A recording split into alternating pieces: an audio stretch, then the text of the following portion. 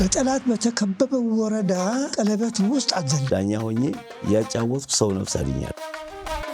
በየትኛውም የኢትዮጵያ ክፍል ሕግን የማስከበር ሙሉ ስልጣን ተሰጥቶታል የሚል መታወቂያ ነበር። ሁለታችንም ከተገናኘን ጀምሮ በዚህ ጉዳይ ላይ ተወያይተን የሀፓ አባላቶች በነገራችን ላይ የመሬት ጥያቄ አሁንም አልተመለሰም። የትግራይ እናቶች ያኔ ዶክተር አብይ እንደገለጹ እሱን የማነቅ ግዳጅ ለኔ ነው የተሰጠኝ።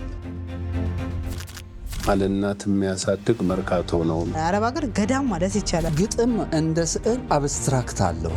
ያንን ስዕል ማንበብ የሚችለው ችሎታ ያለው ነው። ወደ ካናዳ ስንመጣማ ወደ ገነት እንደገባ እንደቆጠር ነው። ካናዳን ከጫፍ እስከ ጫፍ ለመድረስ ነው። በመንፈሳዊ ምክንያት በአረብ ሀገር ልጆች በጣም ብዙ ሰዎች የሚበሉ አሉ። ውጭ ሀገር ኖረውም እየኖሩ ለወላጆቻቸው ቁም ይጥሉዋል። ከ14 ሀገር አንድም አፍሪካዊ የለም። እኔ ብቻ ነኝ ያለው ጥቁር።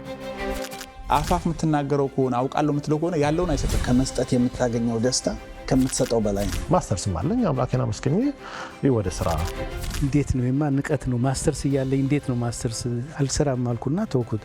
በዚህ ከተማ ውስጥ ነጭ ቤት ውስጥ ነው ኢንቫይት ተደርገን ለራት እንጀራ ያቀረቡልን ቤት አለ።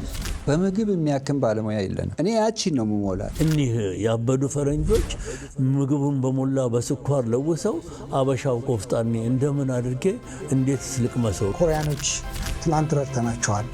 እኛ ግን ዛሬ የት ነው ያለነው? እነሱ የት ነው ያሉት?